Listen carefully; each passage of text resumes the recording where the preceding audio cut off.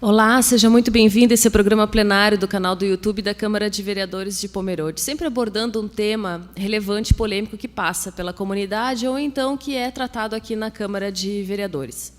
Hoje, então, nós temos a presença do vereador Ademar Marquardt, da doutora Terenice Zibauer e do assessor parlamentar, doutor Celso Parisotto. Sejam muito bem-vindos ao programa plenário. E a reforma trabalhista é o tema principal do programa de hoje. Ela traz definições sobre férias, jornada de trabalho e outras questões, e foi aprovado, então, pelo Senado na última terça-feira. Eu gostaria de começar, então, a rodada de perguntas, então, para o doutor Celso. Quando essas novas regras entram em vigor, doutor Celso, e por que o Senado viu a necessidade dessa reforma? Pode-se dizer, então, que é um momento crucial, então, para modernizar as relações entre capital e trabalho? Bom dia a todos, bom dia, Moira, bom dia, vereador, bom dia, doutora. Nós temos hoje no Brasil, nós temos uma visão totalmente protecionista da relação de trabalho, né? Então, assim, politicamente, vendo a necessidade de mudança, né, e essa reforma já deveria ter sido feita, entendo eu, há muito tempo, né, para trazer a realidade atual da legislação, né? Nós temos uma CLT de 1943, então a sociedade evolui, as coisas mudam e a legislação tem que acompanhá-las, como a gente vem trabalhando também na Câmara, né? Nós estamos sempre evoluindo. Então, as regras foram votadas na semana passada, né? Sancionadas também pelo presidente Temer, e entram em vigor em novembro de 2017, né? Entendo que o momento é para reformas, né? Lembrando que nós estamos tratando somente da reforma trabalhista, a reforma previdenciária, que é um outro assunto, ainda vai ser discutido posteriormente nas esferas nacionais do Legislativo, e provavelmente também mudanças serão aplicadas, né? Eu entendo que realmente foi crucial, né, nesse momento de crise que todos vivemos, para trazer um pouco mais de segurança nessas relações que temos hoje de trabalho, né? Não só de emprego, mas de trabalho também. Então, eu entendo que adequou-se várias formas que já vinham sendo efetivadas, não abarcadas pela lei, mas agora se adequou de uma forma coerente com a realidade que vivemos hoje, né, nas relações de trabalho. Uhum. Para a comunidade ter um entendimento, esse programa de hoje, então, tem esse objetivo, tirar dúvidas, né, e prestar esclarecimentos sobre como era, né, a CLT, o regime trabalhista, e como ficou a partir de agora, após a aprovação dessa reforma trabalhista. Doutora Terenice, bom dia. Como ficam, então, os trabalhadores que atuam fora da CLT e de forma informal? Como fica a partir dessa reforma trabalhista? Bom dia a todos. Nessa situação do trabalho informal, a gente sabe que é uma prática corriqueira que acontece todos os dias em todas as cidades do Brasil, né?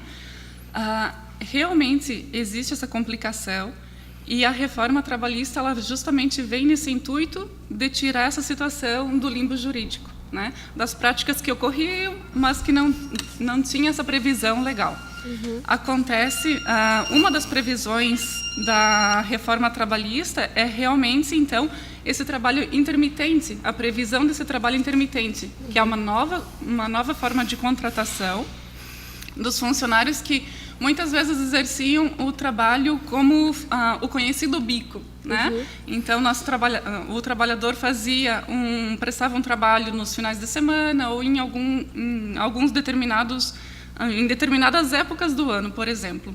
Então, com essa previsão, ela acaba sendo legalizada e não terá mais o patrão o receio de que ele seja acionado na justiça por um reconhecimento de vínculo ou exigências de outras verbas trabalhistas, a não ser aquelas contratadas no pagamento de horas, por exemplo. Uhum. Na sua opinião, a reforma, né, a legislação melhorará na questão das ações trabalhistas no país? Desafogará? É uma situação um pouco primária, até, para a gente estar afirmando, né, por ela não estar ainda em vigor. Então, assim, num primeiro momento, até numa análise técnica dos artigos que tiveram alteração, a gente acredita que sim, né? Podemos acreditar que sim, que haverá uma diminuição. Só que os principais pontos que a reforma trabalhista traz nesse sentido, que eu posso destacar, seriam, a partir da reforma trabalhista, os funcionários, então os empregados, eles não terão mais acesso gratuito, de forma como é hoje na CLT. Hoje a CLT prevê, apresenta-se uma declaração de hipossuficiência e tu terá direito a 99% das vezes a justiça gratuita. Hoje não mais. Hoje não, a partir de novembro, não mais.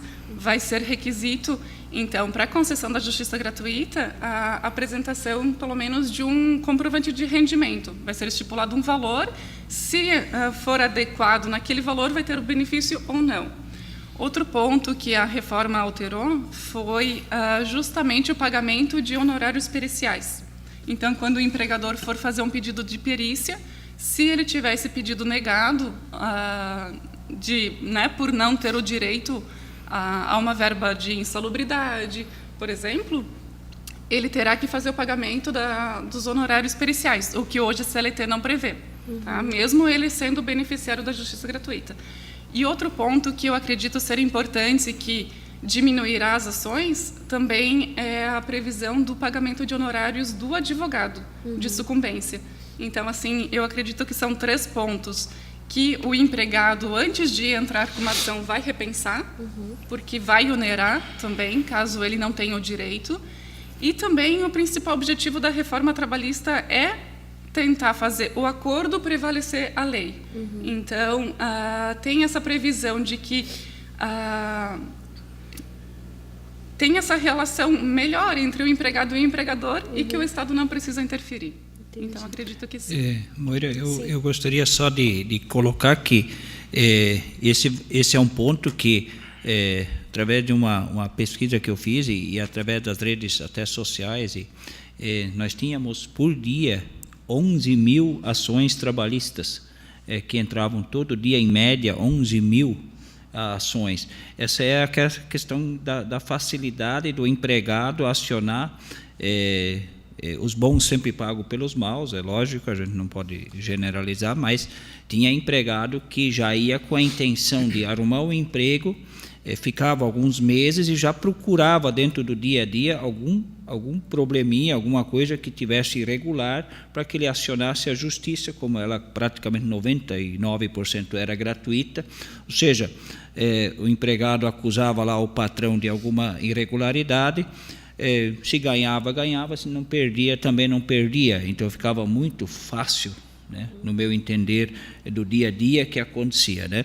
E a dificuldade daí de nós, pessoas muitas vezes físicas, que não temos uma empresa constituída, gostaríamos muitas vezes de contratar uma diarista, um pedreiro, uma pessoa para trabalhar numa fazenda por alguns dias da semana, e a gente ficava muito preocupado com isso, que se a pessoa se acidentava, se a pessoa amanhã ou depois entrasse na justiça, independente se o patrão tinha culpa ou não tinha, ele tinha que se defender, e a grande maioria, o empregado não perdia nada. E agora amarrou-se muito essa questão, o empregado vai ter que realmente ir com fundamentos, e caso ele não consiga provar e que ele usou da má-fé, ele também vai ter que pagar. Então, nessa situação, eu vejo uma grande vantagem. Doutor Celso, quer complementar? Eu vejo que hoje ainda, sem a reforma trabalhista, nós temos essa dificuldade, né? O empregado, muitas vezes, sem fundamento, ou sem documento, sem nenhuma forma de prova inicial plausível, ele tem acesso irrestrito e imoderado na Justiça do Trabalho, e o empregador, muitas vezes, tem que se defender de algo que nem sabe o que é.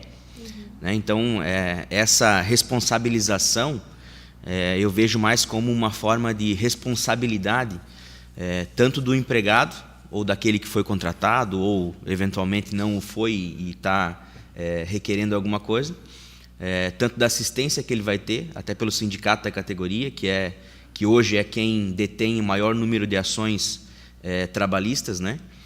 Todas as homologações que são feitas no sindicato são averiguadas, são avaliadas, e se caso o for e o empregado o desejar também, ele é assistido pelo sindicato, né?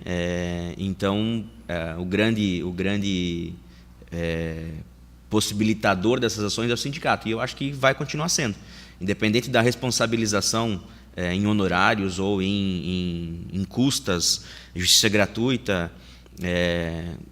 Eu não vejo nenhuma dificuldade de o empregado ser assistido pela justiça.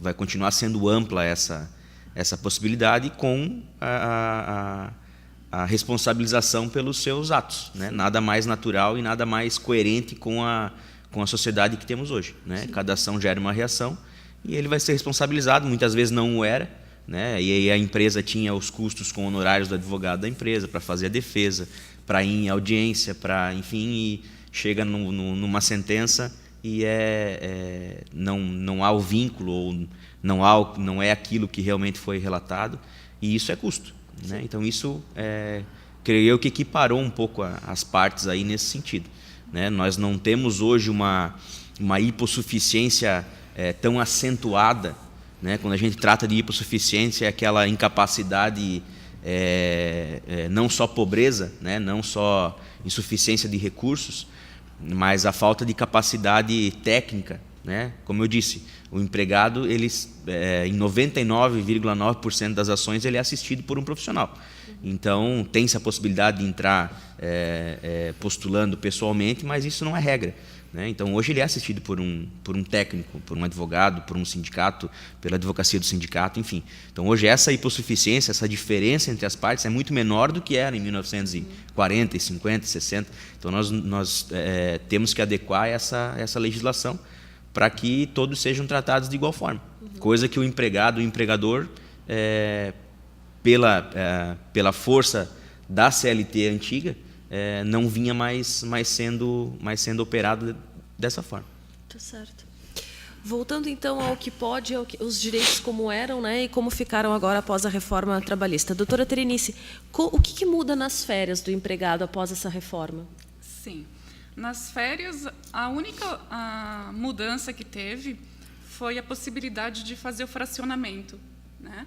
A atual CLT, ela não prevê o fracionamento das férias, e agora, com o novo projeto, sim. Então, ele pode ser cedido em 3 etapas, sendo que uma delas não pode ser menor do que 14 dias e as demais não podem ser menores do que 5 dias. Né? Foi a única alteração. Tá certo. E na jornada de trabalho, doutor Celso, o que muda?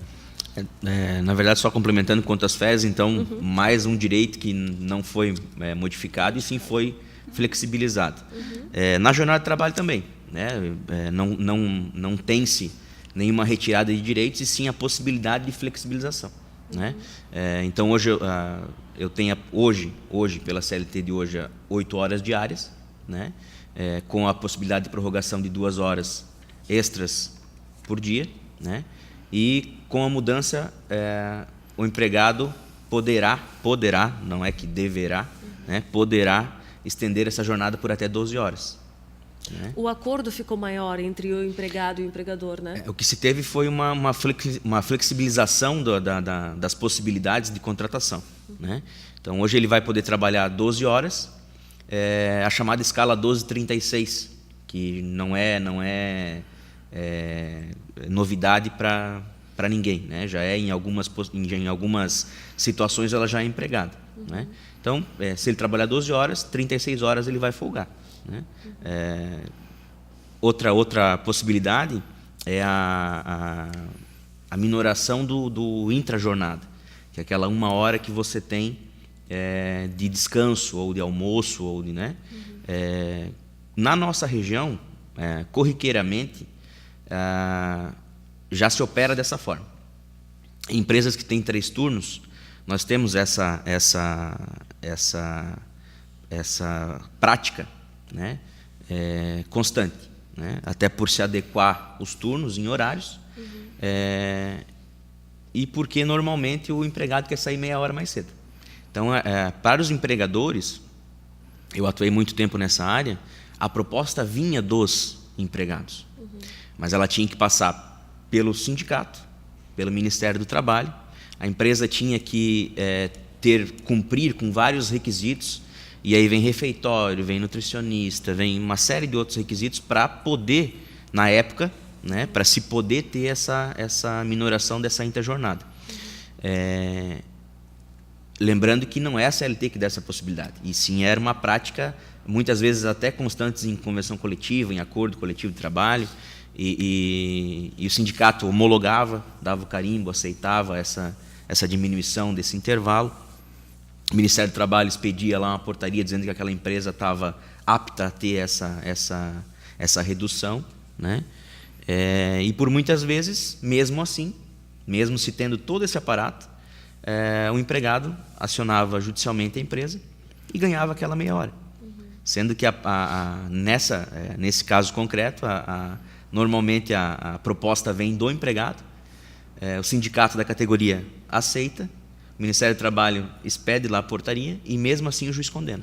Então hoje nós temos essa possibilidade de flexibilização. Ele vai continuar exercendo uma hora, a CLT não alterou nesse sentido, 8 horas de trabalho e 1 hora de descanso, mas tem essa possibilidade de minorar para 30 minutos. Isso vale para qualquer regime de contratação? De regra, sim. De regra, nessa alteração, nessa reforma, não se distinguiu, né, nenhuma forma de trabalho. Né? O que se distinguiu foi a carga horária de cada trabalho. Entendi. E o que muda no transporte do funcionário até a empresa? Doutora, não sei se você quer. Sim, sobre o transporte, o que alterou? Na atual CLT, as empresas que ficariam, né, a sede da empresa é distante, por exemplo, do centro da cidade, onde não tem onde ela não é servida pelo transporte público, né? Esse período que o funcionário permanecia no transporte da empresa era considerado como jornada de trabalho, né? Então ele teria todos os benefícios sobre esse horário. Já com a reforma, não. Com a reforma, esse horário deixa de ele deixa de fazer parte da jornada de trabalho. Então, em tese, o empregado estaria perdendo esse tempo, seja 1 hora, seja 1h30, seja 2 horas de ida e volta da empresa. Hoje já não faz mais parte. Entendi. E em relação ao descanso do funcionário? Em relação ao descanso, como o doutor anteriormente comentou, então, na atual legislação, prevê 1 hora de descanso do funcionário, o que, então, com a reforma, a partir de novembro, o mínimo será só de 30 minutos, né? Podendo ser acordado entre patrão e funcionário, mas que, em tese, como já é uma prática, principalmente na nossa região aqui, com certeza vai ser aderido e vai ser colocado em prática esses 30 minutos apenas. Vereador Maluzinho, alguma coisa a Em relação, na época da Carsten já, né, a questão de 1 hora, muitas vezes questionado, porque assim, a pessoa almoçava em meia hora, os refeitórios ali perto, dentro da empresa, e depois ficava meia hora, muitas vezes, ou jogando um dominó, alguma coisa, outros... Muitas vezes, eu vou ligeirinho sair da empresa, vou ter que pagar uma conta lá. Isso muitas vezes gerava até um acidente nesse período, porque a pessoa então queria agilizar para voltar, e a pessoa praticamente ficava ociosa meia hora. E se via muito o empregado questionar, já na época que eu ainda trabalhava na Carsten, de reduzir isso para ele poder folgar numa sexta-feira à tarde. Então, eu acho que fica muito mais fácil. Eu sou empregado, você é o meu patrão, nós dois sentarmos e discutirmos qual é a melhor situação para você e para mim, né? Então, hoje ficou muito mais amplo essa possibilidade de negociação, e essa negociação, como o Dr. Celso colocou, ela havia, tinha algumas situações legais que havia dentro do próprio sistema de rodízio da Carsten, na época havia o sindicato e os patrões, mas que, eventualmente, lá na frente, quando o empregado era demitido, ele achava alguma coisinha, mas eu tinha direito a 1 hora, eu ficava só meia hora, entrava com o processo. Então, eu acho que essa facilidade principalmente para as pequenas empresas, eu acho que ficou bom. Mas também temos que colocar uma coisa aqui, que existem patrões bons e os ruins, não existem só o empregado que. Então, o empregado tem que cuidar muito na hora de fazer esses acertos para também não só perder, e sim que seja bom para os dois lados, né? Sim. Então, também aqui a gente não pode só crucificar o mau empregado, também tem o mau patrão, né? Com certeza. Olha, se me permite, com relação ao transporte, como a doutora mencionou, realmente a empresa tinha a responsabilidade pelo cumprimento do horário. Né? Ela era responsável pelo horário de trabalho. Na reforma trabalhista, isso foi extinto, né? Então esse período de deslocamento não vai ser contado, mas a responsabilidade da empresa com o trabalhador dentro desse período continua a mesma. Então, se ele sofreu um acidente ou se ele, enfim, acontecer alguma coisa nesse percurso, a empresa vai continuar sendo responsabilizada da mesma forma. A única coisa que mudou é realmente o horário de trabalho. Né? Ela não é mais responsável em pagar esse horário como se trabalhado fosse. Né? Mas a responsabilização dela com o empregado continua mesmo. Então, os direitos dele quanto a isso continuarão garantidos. A questão nós estávamos relatando sobre o horário, né? Os horários entre jornadas, né? Nós temos o horário interjornada, que é esse de 1 hora em 8 horas, ou agora flexibilizado para 30 minutos, e temos o entre jornadas, que é entre uma jornada e outra. Continua sendo de 12 horas, então você não pode trabalhar 12, folgar 10 e trabalhar mais 12, não. Ou é escala 12, 36, ou é 8, espera 12 e trabalha de novo. Né? Manteve-se esse entre jornadas, manteve-se de igual forma, vai ter que ser respeitado como já o é hoje. Tá certo. Em relação à remuneração, o que mudou com a reforma? Doutora? Então, sobre a remuneração, a principal alteração de uma análise dos artigos que foram, enfim, retificados, a principal modificação foi que, em relação às comissões, aos prêmios e a todos os abonos que o funcionário recebia, com a reforma em novembro, ela não vai ser mais considerada como salário. Então, tem-se uma polêmica nesse sentido de que o funcionário seja contratado por um valor inferior, que a carteira seja assinada por um valor inferior e todas as suas contribuições previdenciárias, a FGTS, sejam recolhidos com esse valor a menor, e o patrão complete esse salário com bonificações, comissões, que não gerarão maiores despesas para a empresa. Aí, a princípio, vem-se a discussão. Tudo bem, parece ser um bom tipo de contrato. Só que, até com uma discussão que nós já tivemos, isso reflete posteriormente numa aposentadoria, numa pensão que tiver que ser retirada posterior, né? Então, todas as contribuições vão ser feitas pelo valor que está na carteira de trabalho. Então, possivelmente, ao invés de receber uma aposentadoria maior, ele acabará recebendo um salário mínimo devido ao valor de contratação. Então, ela ficou um pouquinho perigosa por essa questão, né? Que antes era reconhecida como salário, ela tinha todos os reflexos salariais, e hoje não mais. Então, quem trabalha com comissão ou esses outros tipos de prêmios, ela ficou uma situação um pouquinho delicada. Uma discussão que nós tínhamos já de muito tempo era as verbas de caráter indenizatório e verbas de caráter salarial. Né? Tudo que é verba de caráter salarial você incide INSS. Verbas de caráter indenizatório não incidem INSS. Mas essa discussão era uma discussão acadêmica, era uma discussão entre técnicos, né? Então, existiam juízes que consideravam determinadas verbas salariais e outros já não consideravam salariais, enfim, né? O conceito era abrangente. Então, a reforma veio realmente dizer que isso não é salarial, é abono, é indenizatório, e que não vai incidir na base de cálculo da oneração da folha, vamos colocar assim, né? Hoje a folha de pagamento é extremamente onerada, e é isso mais uma das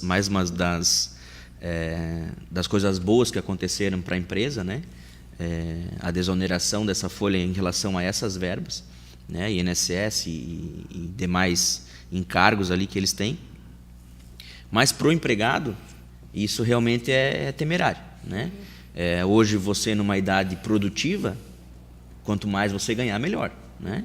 Mas daqui a 30 anos, 40 anos, quando a tua produção pessoal não for a mesma, você contribuiu com um órgão, que é o INSS, que é a Previdência Geral, né? E não vai ter o retorno conforme a tua contribuição, né? Vamos colocar assim. Então, realmente o que a doutora especificou. Você vai contribuir lá 40 anos, né? 35 anos, e no final da tua vida tu vai receber um salário mínimo. Essa é a grande realidade. Claro que nós estamos aqui conjecturando uma situação que pode acontecer, né? E hoje também nós temos uma outra facilidade, que são os serviços de contratação de previdência privada, né? Então, também teria que começar a pensar nisso, né? Muita gente se vale somente do INSS, porque é uma obrigatoriedade de recolhimento, mas que no futuro a gente, com a insegurança que nós temos hoje no país, e a reforma da Previdência também sendo discutida, a gente não sabe como é que vai ficar. Então, o empregado está na hora dele se mexer e ir atrás de um serviço desse, né? Porque, como a doutora disse, posteriormente isso pode acarretar num prejuízo para ele enorme, né? Saiu da fase produtiva, infelizmente vai sobreviver com o que contribuiu, claro, com o suor do seu dia a dia, mas o Estado não vai prover essa necessidade dele que é básica, né? Eu queria até colocar minha preocupação em relação a questões de aposentadoria. As coisas mudaram muito, porque antigamente, quando nós, eu que já tenho uma certa idade, a gente entrava numa empresa, um dos grandes objetivos, além de crescer dentro da empresa, mas já objetivando a aposentadoria, né? Vou trabalhar, vou tentar faltar, vou tentar me encostar, sei lá, ou ficar sem INSS o mínimo de tempo possível, para que lá na frente, com 50 e poucos anos, eu possa usufruir.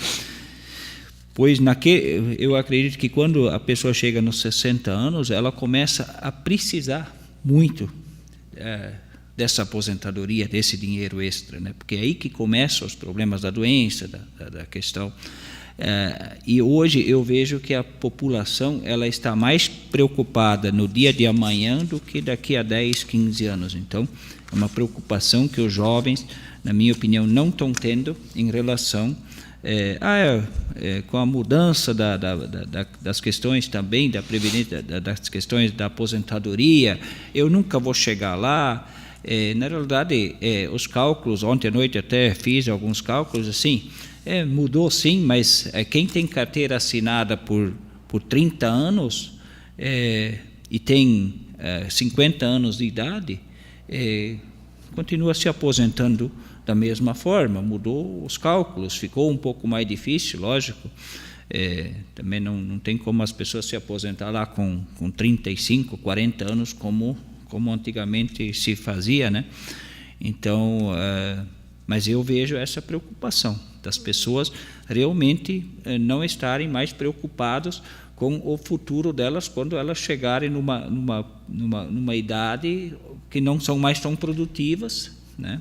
Então, as pessoas têm que se preparar. Esse é um item que elas têm que ficar atento, né? Vou colocar só no INSS um salário mínimo e o resto eu vou ganhar por fora, porque daí eu vou estar ganhando mais. Neste momento é vantagem. Quando tiver 60 anos, a pessoa vai dizer, puta, mas falta, né? Então, muito cuidado quando fazer esses acertos também. Tá certo.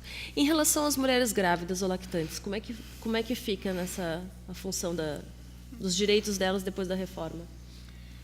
A respeito das mulheres grávidas e lactantes, na atual CLT, elas são proibidas de laborarem em qualquer função insalubre, né? Em qualquer trabalho que tenha insalubridade, elas são proibidas. Já com a reforma, que, né, vai ser em novembro, a única proibição é em insalubridade em grau máximo. O que acontece? No grau médio e no grau mínimo, elas terão que trazer à empresa um atestado do médico aprovando que elas poderão trabalhar nessas atividades e que isso não lhe trarão nenhum prejuízo nem ao feto, nem ao bebezinho, caso seja lactante. Então, assim, cabe a elas agora a fazer a prova. A responsabilidade ficou mais delas. Isso. Ao invés da empresa ter essa responsabilidade, cabe agora à mulher apresentar um atestado que não pode trabalhar naquela situação. Né? Tem até também, inclusive, a questão de que, quando ela for demitida, ela terá um prazo de 30 dias para apresentar um atestado, né? Informar a empresa que ela está grávida, enfim, para poder reverter a demissão dela ou as verbas indenizatórias, o que também não era previsto na atual CLT. Não há um limite, então, de tempo para avisar a empresa? 30 dias. 30 dias. 30 dias. Se ela não avisar no prazo de 30 dias, ela já não tem mais o direito de reclamar essa demissão, né? Porque ela tem, em tese, ela tem essa proteção jurídica, né? Por ela não poder ser demitida nesse período, né? Então, assim, ela tem 30 dias. Passou os 30 dias, ela já não tem mais o direito de reclamar. E o que seriam essas questões insalubres mais não tão graves? O que seria o grave e o que seria... não sei se... Na verdade, nós temos hoje vários trabalhos que são... que você vendo a execução, eles não tem nada de... Você não consegue enxergar a insalubridade que está naquela questão. Então, vamos dar um exemplo simples. Se uma mulher estivesse grávida e ela exercesse uma função de serviços gerais, um exemplo aqui na Câmara, ela usava produto de limpeza, usava, enfim, produtos químicos para fazer o seu trabalho. Ela não poderia exercer mais a função, desde que essa função fosse considerada insalubre. Hoje nós temos, pela utilização de produto químico, ela é insalubre. Então, uma auxiliar de serviços gerais, uma faxineira, né, ela não poderia continuar exercendo aquela determinada situação. Mas, em casa, ela vai deixar de fazer? Não. Muitas vezes não. Depende, claro, cada caso é um caso, cada situação é uma situação. Mas em casa, ela vai deixar de lavar uma roupa com cloro, ela vai deixar de usar um detergente numa louça, enfim, né? São várias outras situações. Então, assim, essa relação específica impediria ela de, mesmo grávida, continuar trabalhando? Então, acho que é isso que se tentou... Aí, no caso, quem vai avaliar vai ser o médico. Que se tentou com essa reforma. Então, claro que existem outras situações de insalubridade que são muito mais perigosas, né? Insalubres, mais para o trabalho, que realmente não devem ser aceitas, até pela saúde da pessoa, né? Mesmo usando o EPI, né, fornecido com certificação do Inmetro, não inibe o fator insalubre, né? Mas em certas situações era até descabido, né? Porque às vezes na sua vida cotidiana normal ela ia continuar exercendo aquela função, em casa ou enfim ajudando uma outra pessoa, mas no trabalho ela não poderia, né? Porque era considerado insalubre. Então hoje se flexibilizou novamente essa possibilidade, né? Respeitando, claro, a particularidade de cada um, né? Mas teve-se essa progressão para que isso hoje possa acontecer. Tá certo. Hoje nós temos uma mudança, né, na forma de trabalho muito grande que antigamente não existia, que são aquelas pessoas que trabalham em casa, né, chamado de home office, né. Hoje eles não sei como que era antes os direitos deles e como que passou agora a partir da reforma trabalhista. Mudou? Eles recebem maior benefício com essa mudança? Sim.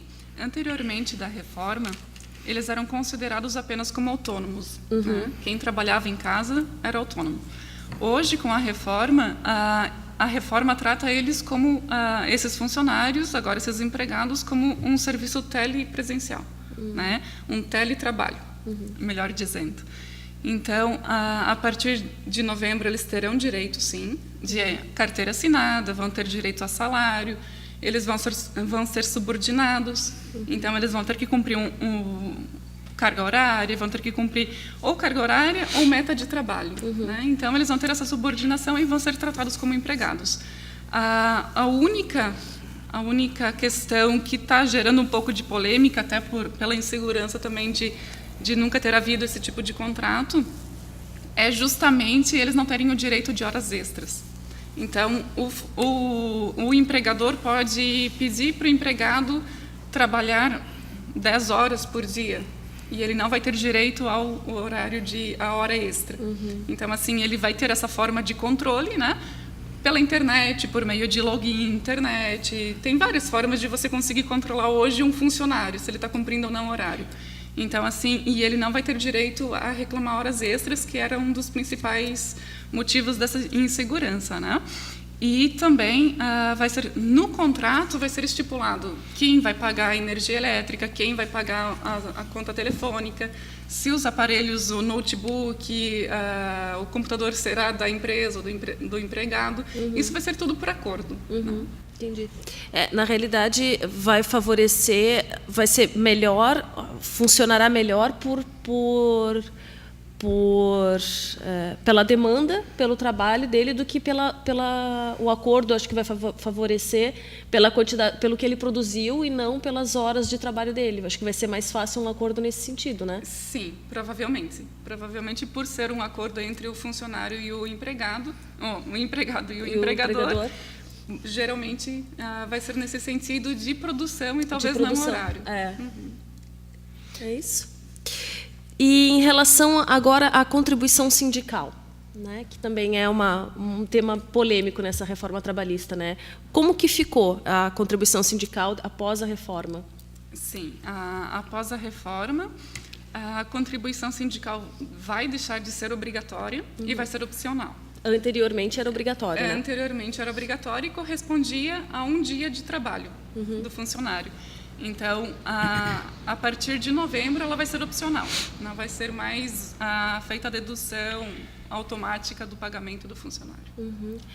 A patronal também, né? A patronal também. Patronal também. Sim, teve essa flexibilização. Na verdade, o sindicato ele serve para o bem do empregado, né? Ele serve para resguardar os direitos aí do empregado. O Brasil ele tem mais de 15 mil sindicatos, né? E a briga territorial dos sindicatos é enorme, né? Por quê? Porque eu não posso ter 2 sindicatos na mesma categoria numa mesma localidade, né? E sindicato se tornou uma atividade muito rentável, né? No nosso país. E por muitas vezes isso acaba tendo uma obrigatoriedade de contribuição justamente para que esse mercado tenha como sobreviver. Então, eu vejo nesse ponto a reforma excelente, né? E o sindicato vai ter que se renovar, né? É isso que vai ter que acontecer. Ele vai ter que mostrar para o empregado que realmente ele presta um serviço de qualidade, que o empregado tem aonde se socorrer quando for necessário, que ele tem benefícios com essa filiação e que vale a pena ele dar um dia do trabalho suado dele por ano para que esse sindicato continue trabalhando, entre aspas, para ele. Sim. Né? Essa obrigatoriedade ela é provinciana, né? Ela é provinciana. Ela é da época que na Justiça do Trabalho se tinha um juiz togado e mais 2 auxiliares, que um era do sindicato do patronal e um do sindicato do empregado, né? Antigamente era assim que funcionava, né? O empregado estava assistido, além do advogado, por um representante do sindicato dele, e o patronal, o empregador, também estava, além do advogado, assistido por um representante do sindicato patronal dele. E isso é resquício já de muito tempo, essa obrigatoriedade de contribuição, né? Então, isso trouxe realmente... Benefício. Agora a gente trouxe benefício nesse sentido, né? Vale mais você ficar com o teu dia de trabalho ou você contribuir para o teu sindicato, né? Então, o quanto ele está te agregando, né?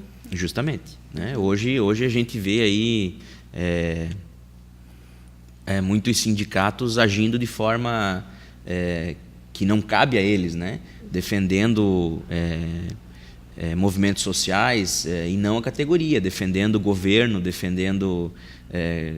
indo além das suas atribuições, esquecendo do que realmente tem a fazer, que é prezar pela atividade que aquele funcionário, que aquele empregado presta, e se disponibilizando a uma situação que não é de caráter dele, né? Que não é de função específica daquela entidade. Eu vejo o sindicato como necessário, né? Tanto o patronal quanto o do empregado, né? Da atividade, da categoria, mas dentro das suas funções inerentes ao serviço prestado, à categoria, e não sendo utilizado como braço político de partidos de esquerda, como a gente tem hoje no Brasil acontecendo, né? O sindicato é necessário, né? Volto a frisar, mas não tendo esse cunho político partidário, né? Isso vai ter que deixar de existir. Então, assim, muitas vezes o que acontecia? O próprio empregado, ele é avesso à política. Ele é avesso, que eu digo, ele não participa, ele não tem um partido, ele não tem uma posição, ele, enfim, exerce a sua cidadania, votando, escolhendo seus representantes, mas ele não está ligado à política. E com essa contribuição dele de um dia por ano, ele está fomentando que o sindicato dele tenha um ou outro paniguado político que vai defender. Então, né, isso vai contra ao querer do filiado, né? Então isso tem que deixar de existir. Então hoje o sindicato vai ter que se reformar, vai ter que mostrar que realmente defende aquela categoria e mostrar para o seu filiado que vale a pena você contribuir comigo. Nada mais necessário e salutar para a nossa atual conjuntura que isso. Na realidade, eu queria até que bem antigamente, quando os sindicatos começaram, a questão era quem era sócio e quem não era sócio. Depois é que foi criada a questão da obrigação do dia, vamos descontar de todo mundo, apesar o funcionário era sócio ou não sócio, um dia tem que descontar obrigatoriamente. Vai voltar novamente os sindicatos terem que conquistar o empregado, colocando, às vezes, algumas atividades, tipo, quem é sócio tem direito a dentista do sindicato, a médico do sindicato, a advogado do sindicato. Então, mas como o doutor Celso colocou, você vai ter que conquistar o empregado para que ele possa fazer aquela contribuição espontânea do empregado e não na obrigação. E o sindicato que se adequar, ele vai ganhar muitos sócios, ele vai conseguir se manter, vai conseguir atender melhor aquele grupo ao qual ele se destina. Eu acho que realmente obrigar o funcionário a pagar um dia de serviço por ano para manter essas entidades que muitas vezes não funcionam, não estão funcionando mais em prol do empregado, realmente estava muito errado. Então, os sindicatos que realmente agora comecem a novamente se estruturar para fornecer algo a mais para o empregado. Nesse sentido, vereador, feitas essa pincelada, né, no que mudou e o que não mudou da reforma trabalhista aqui no país, na sua opinião, essas mudanças foram, na sua maioria, foram para melhor? O que, na sua opinião, merece um destaque? Eu acredito assim que para as pessoas de bem, para os patrões de bem, não os ruins, que também tem os bons e os ruins, os patrões que são que querem realmente contratar as pessoas, que querem fazer a sua parte, eu acho que houve um grande avanço. Piorou para os empregados ruins, não vão mais ter essa facilidade de ficar processando e tirando vantagens, muitas vezes, onde não há vantagem para tirar, porque muitas vezes a gente também tem que se colocar na posição do empregador. Puxa, eu gostaria de dar mais 10 empregos, mas a questão é tão burocrática, é tão difícil você contratar. Eu diria o seguinte, o patrão não é difícil contratar. Hoje, do jeito que estava, era mais difícil você demitir do que você contratar. Então, quando você tinha que demitir uma pessoa, ela já entrava no Ministério do Trabalho, já na Justiça do Trabalho, já queria vários direitos. Então, tudo isso foi se adequando. Eu acho que os dois lados bons, para o empregado bom e para o patrão bom, eu acho que houve uma vantagem. Para o patrão ruim e para o empregado ruim, foi desfavorável, entendeu? E eu acho que a questão vai facilitar mais, porque nem sempre, no momento de pico, você precisa de 50 empregados. Naquele momento de pico, você precisa de 70 empregados. E ora você tem uma baixa, né? Então, eu acho que sempre quando houver um bom senso entre patrão e empregado, favoreceu. Tá? Com atenção sempre do empregado, dele não cair nas armadilhas e estudar muito bem o caso do contrato que ele assinar, de repente levar realmente na dúvida, levar para um profissional, para um advogado, naquele momento da contratação e não depois. Sim. Né? Doutor, eu gostaria de que o senhor analisasse esse contrato, qual é a vantagem disso, qual é a desvantagem, eu posso assinar dessa forma? Então, também procurar, antes de assinar, os profissionais da área que possam auxiliar antes, e não procurar 2 semanas depois, ou depois que está assinado, daí quer processar. Eu acho que, nesse ponto, eu acho que houve um avanço, né? E tomara, né, que esse seja somente uma mudança, pois eu acho que o Brasil precisa de muitas mudanças na questão da questão das leis em relação às pessoas que estão sendo presas.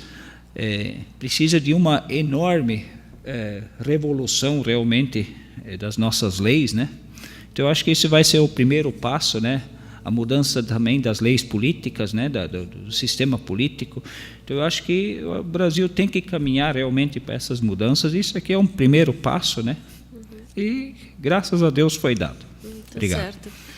Considerações finais, doutora Terenice, algum item da reforma que mereça relevância, que não foi abordado aqui dentre as perguntas, que você acha que mereça contribuir, e a sua opinião também no geral, né, em relação a essas mudanças da reforma trabalhista, se favoreceu ou não, né, o que contribuiu para a sociedade brasileira?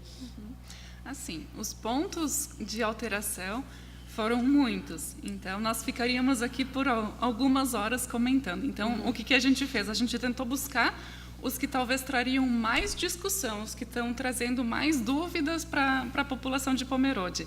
Então, assim, eu acredito que a mudança ela pode ser positiva, mas desde que ela seja, como o vereador acabou de mencionar, desde que ela tenha essa proporção, esse bom senso entre o empregador e o empregado. Porque até mesmo, como não vai ter mais todo esse acesso do sindicato, muitos dos acordos serão individuais, serão entre empregado e empregador, então terá que ter muito bom senso. Em Pomerode existe alguma assistência nesse sentido, jurídica, para o empregado ou para o empregador, que ele possa... Existem os sindicatos Pelo das próprio categorias. sindicato. Isso. Tá, existem os sindicatos normais de cada categoria, né? Tá. E aí tem que ver qual é a abrangência territorial. Tem muitos aqui em Pomerode, mas tem algumas categorias que é Blumenau, né? Enfim, tem que se informar onde é o sindicato de cada categoria.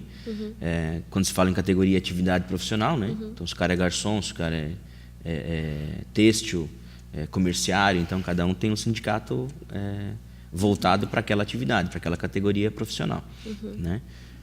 Até se me permite, Moira, ficou uma questão de fora sobre a demissão. Nós temos ainda, né? Então a partir de novembro vamos ter uma possibilidade diferente. Nós tínhamos muito o tal do pedido de acordo, né? Enfim. E hoje a simples proposta de acordo de demissão enseja a aplicação de justa causa, né? Claro que é uma medida extrema, mas pode ocorrer, né? Pode ocorrer se tiver comprovação.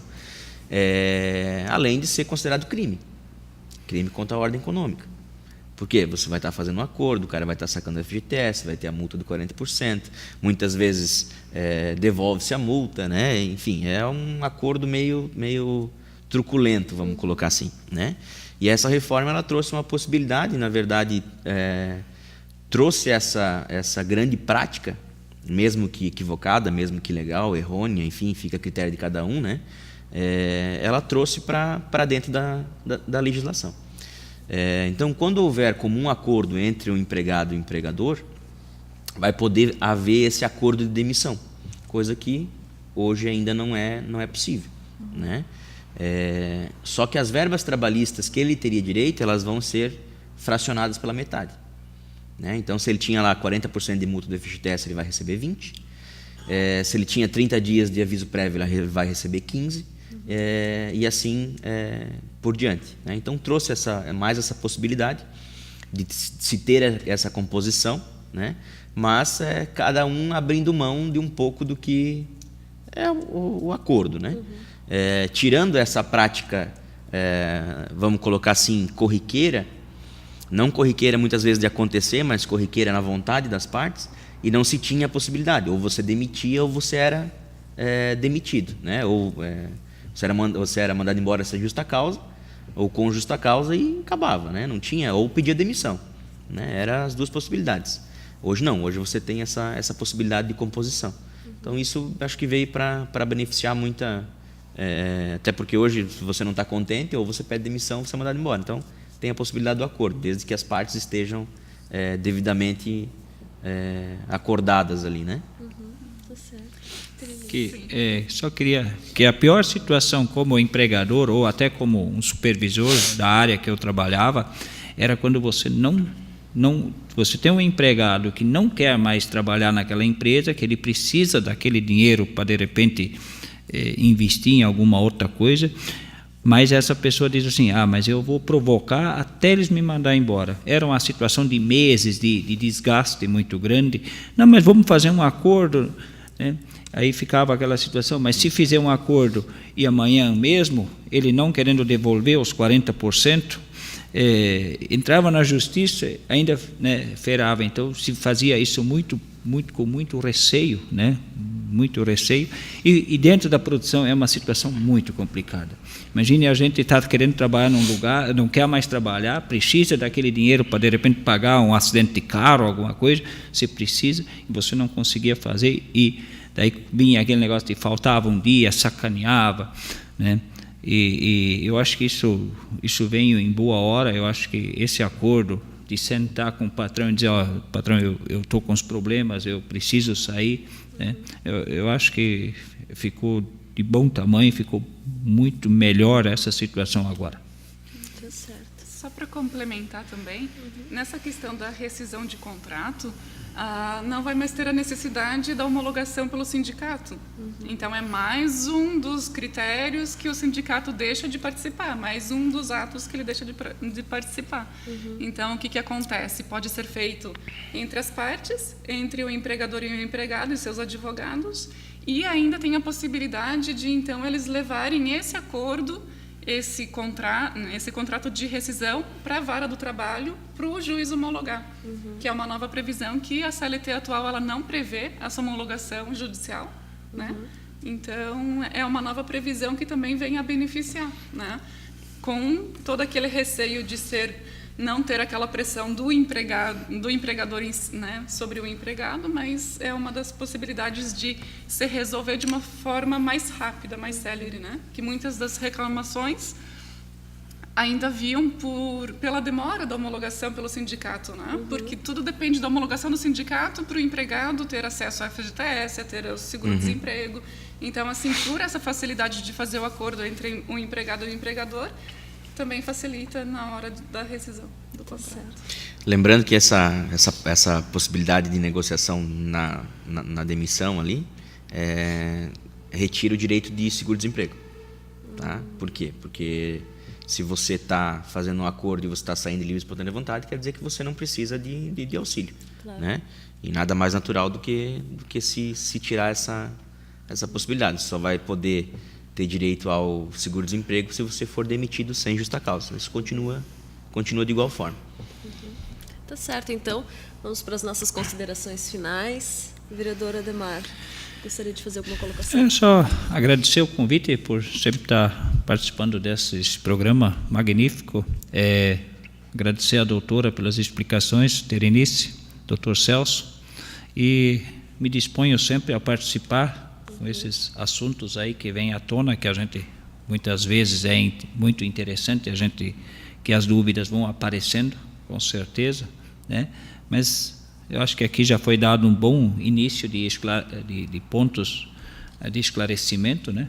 E nada melhor do que contar com 2 profissionais que conhecem da área, né?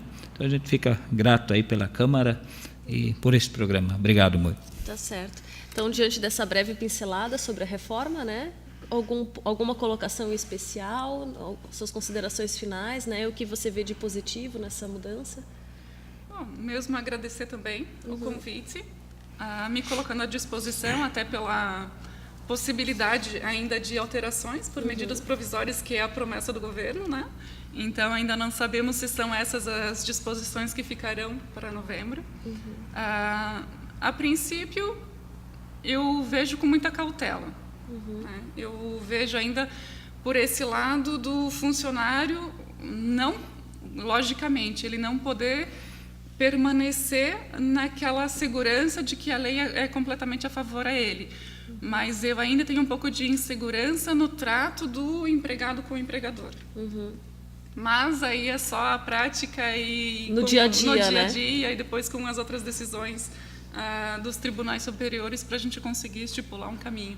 Mas a gente continua com pensamento positivo. Sim, tá certo. Muito obrigada. Dr. Celso? Quero agradecer a oportunidade, né? A gente está sempre na Câmara, mas às vezes não discutindo esses assuntos, né? de interesse geral, e sim de interesse interno da Câmara, né? Sempre para a população, mas enfim, é mais processual do que esse debate que a gente teve hoje. Isso é salutar para o exercício de cidadania, para os empregados e os empregadores terem ciência do que lhes espera, né? Lembrando que nós estamos aqui conjecturando uma situação futura, né? Creio eu que as ações judiciais para discussão dessas mudanças não serão poucas, né? E até nós termos a segurança ou o relato, o despacho dos tribunais superiores em determinadas situações, a gente vai ficar esperando que se concretize um entendimento, né? É sempre assim. Muitas mudanças podem acontecer ainda. E sempre quando há uma mudança do que há muito tempo foi consolidado, traz uma certa temerosidade em relação ao que possa acontecer. Mas isso era necessário, né? Até para trouxe muitas coisas que já aconteciam, trouxe para dentro da legislação específica, né? Os direitos do trabalhador, de certa forma, continuam garantidos, né? E sim flexibilizados de alguma forma. Não vejo nesse primeiro momento com temor essas mudanças, né? Pode ser que futuramente nós tenhamos que retroagir alguma coisa, né? Mas na atual conjuntura socioeconômica que nós temos hoje, tratando mais específica da nossa região aqui, eu vejo que essas mudanças foram de grande valia, né? O Brasil é um país com tamanho de continente, então muitas vezes a realidade nossa aqui não é a realidade de outro estado, né? Então, e nós não temos um aparato legislativo que abarque diferenças entre estados. Então, para nós aqui, essas mudanças poderão ser boas. Em outros estados pode ser que ainda tenha que se ter esse protecionismo em relação ao empregado. Depende da atividade que exerce, depende da função que exerce, depende do patrão, né, do empregador. Mas esse passo já foi de grande valia. Tá certo, então. Estamos encerrando mais uma edição do programa plenário dessa semana. O tema de hoje, então, o objetivo do programa de hoje, então, foi levar à comunidade, né, um pouquinho das informações do que mudou com essa reforma trabalhista, né, aprovada na última terça-feira, para que a comunidade fique um pouco mais inteirada das mudanças que vão acontecer no seu dia a dia de trabalho. Eu gostaria de agradecer a presença, então, dos participantes e desejar uma ótima semana a todos.